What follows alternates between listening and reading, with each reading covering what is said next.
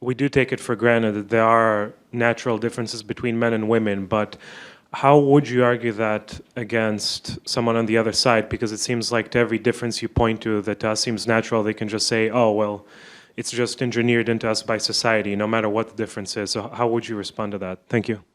Well, I'd start by saying that a lot of the research, the emerging research, is finding that the differences are not at least entirely socialized. And to go back to the sex versus gender I think the word gender originated to describe the certain aspects of our lived experience as men and women that are socialized. So to give an example, in our culture, men don't wear skirts, but in other cultures, they do. But that's an example of something that's socialized, but still does not get to the core of being a man or being a woman. In the book, I give an example of a study that came out like right before my book was going to press about toys. It was a study conducted at the University of London City Center, and they found that they were doing studies on like babies as young as 9 months old and finding that when you put like a truck or a cooking pot in front of a girl and a boy, the boys overwhelmingly went for the gendered toy, and the same thing applied to the girls.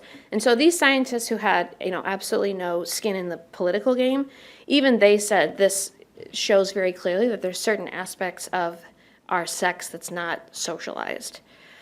I would actually encourage people to go and read the speech that got Larry Summers fired, because he goes into this a lot as well. He talks a lot about the research, especially with boys and girls, that finds that, yes, there are certain aspects of culture that are social. And he talks about, for example, women not excelling, at least to the, in equal levels at certain high levels, because of sort of innate differences between men and women, especially women's desire, which has been documented extensively by the Pew Foundation, to spend more time with their kids.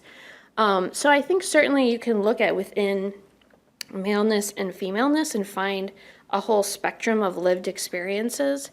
There are still, at the end of the day, sort of patently obvious and biological differences that, anybody in the medical field will tell you are immutable. I mean, the phrase that I kept coming across was something that Mayo Clinic uses to talk about sex, which is from womb to tomb. That they're with you from the moment of conception till the moment of your death. And those are sort of the deeper chromosomal, hormonal, reproductive realities that now we're actually trying to deny are real.